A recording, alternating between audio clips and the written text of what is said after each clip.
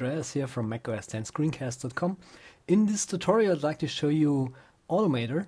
Automator is pre-installed on every macOS 10 installation when you buy your Mac, for instance.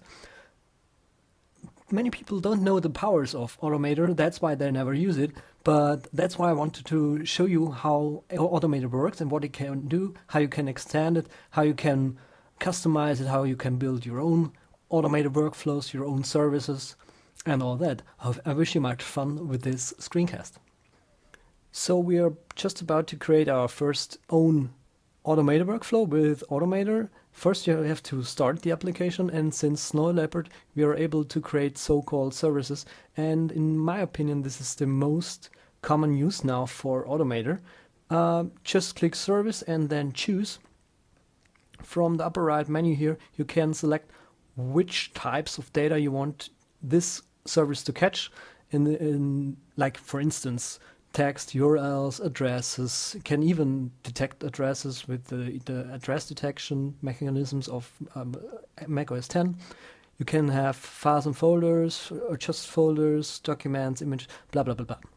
In our case I want to create a files and folders service which runs only in Finder. You see Safari and Mail are also an option. In my case I'll stick with finder.app, and from the menu here on the left hand side we go to the files and folders section. This is a very long list, and I will just show you later how you work more efficiently with this list.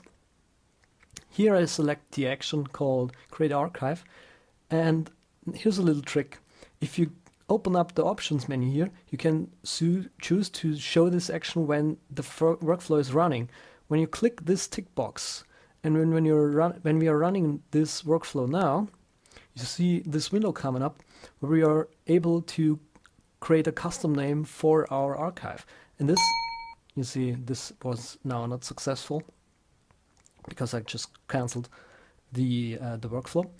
But this way you can really get into detail with, or you can even customize your service further. If you don't know what you're searching for, just go to the library. I would recommend going to the library here. Go to the search field here and then type in the thing you're searching for. This is an action I've downloaded from the web, because this is another very cool thing in Automator. You can customize Automator's functions with your own actions you download from the web. This is just an example, of course. And what this action is able to do, you can set a base URL. So let's say when you have the base URL macOS 10 screencast.com, and this action is running, it will upload something to your server and then copy the link to that thing to the clipboard.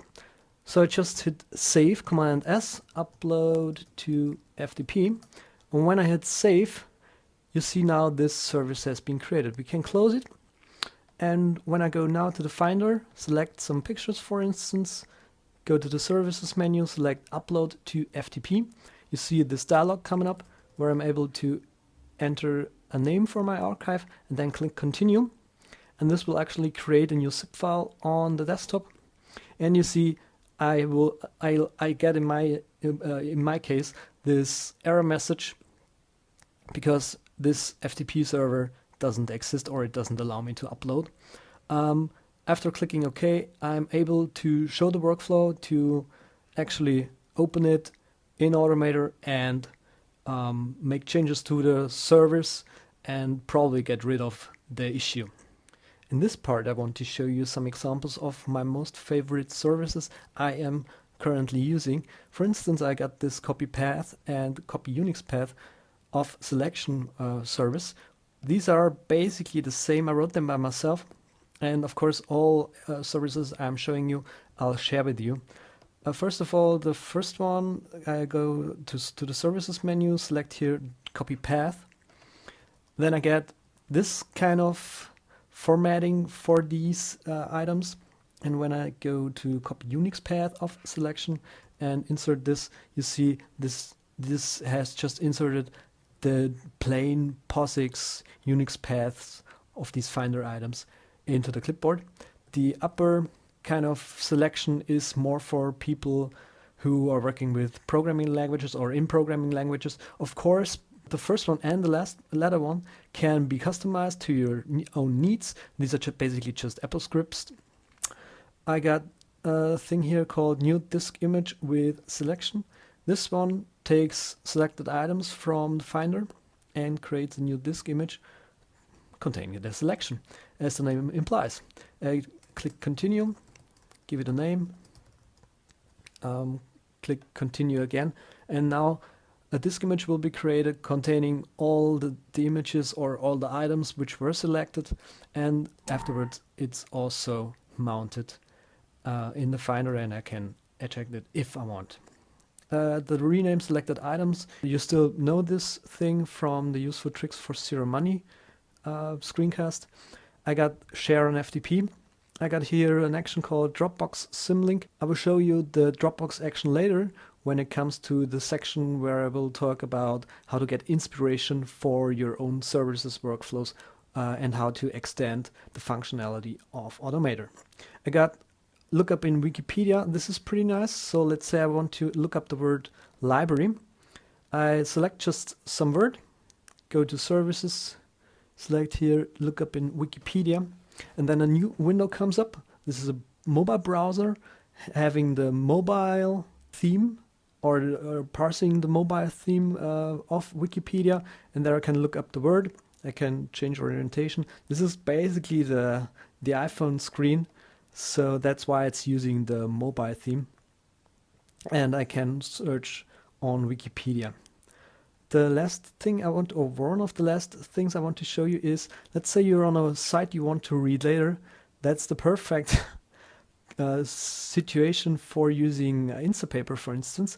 They have a service, or someone has created a service which sends URLs to Instapaper, and once done you get this nice little window telling you the workflow has completed successfully. And I like pretty much this one. I wrote this by myself. This takes selected text and then outputs the word count in a ground notification, so I don't have to use Keyboard Maestro, for instance, all the time. Where do you get inspiration when you need it? First of all, there are not many recommendable sites out there, but one of them is actually really good. This is automator.us. This site is done by the guy or the guys, I believe, who are responsible for Automator at Apple, so it's really good. Here you find on the right hand side an Automator podcast where you can find even more videos on and inspiration for Automator. There's also an example section where you find some of the just shown services, like this new disk image thing here. And I'm not sure if he had the idea for this rename Finder items thing or I had the idea.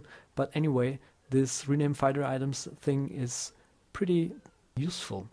In the download section, you find some of the actions from the automator.js, like this IPTC text to JPEGs thing. Most of the Automator actions you find on the web come with a pre-configured installer. If they don't have an installer, just go to the Finder, open up a new window, go to, it doesn't matter if you put it in your home folder or the root folder. There's a folder called library, probably already, and there's another folder called Automator, and when you go into that folder you see all the actions listed, and when you delete one of them, they are not shown in Automator anymore. Another site which lists a lot of actions is automatorworld.com. This is really, it's expensive what these guys are having listed. There's Automator minus actions. I just found this web page, so I can't tell if it's really good, but you probably want to have a look at it anyway.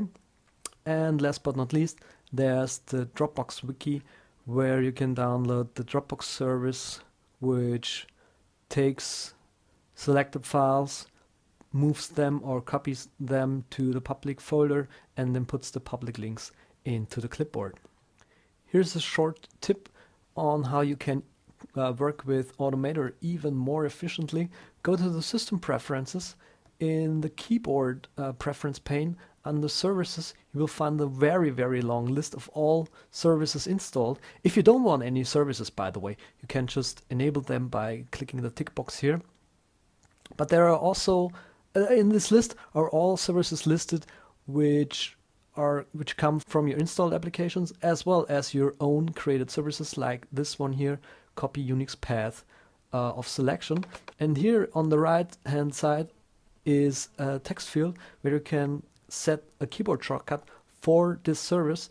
And when you go now to the Finder, select something, you will see in the Services menu that this item thing now has its own keyboard shortcut. And when I select something, hit Option Command Z now, you will see when I go to Text Edit that these 3 items, POSIX paths, have been copied to my clipboard. What many people don't know, you can also use Automator to automate your interface. To do so, you can GUI script your Mac by recording everything you're doing. For instance, you click on the Apple menu, click on System Preferences, Dock, and the magnification often enough. And when I just close down the System Preferences, you see now that this Watch Me Do action has recorded all the stuff we just did, and we can verify if Automator has recorded everything correctly by clicking the Run button. You see it goes to the System Preferences, Dock, and then clicks on Magnification. And now we can use Automator to automate this process every time we need it. So this was the Automator episode on macOS 10 Screencast. I hope you're not afraid anymore of using Automator for your own workflows. Just leave. It would be great if you leave me comments of the Automator workflows you came up with. I hope to see you next time on macOS 10 Screencast. Bye.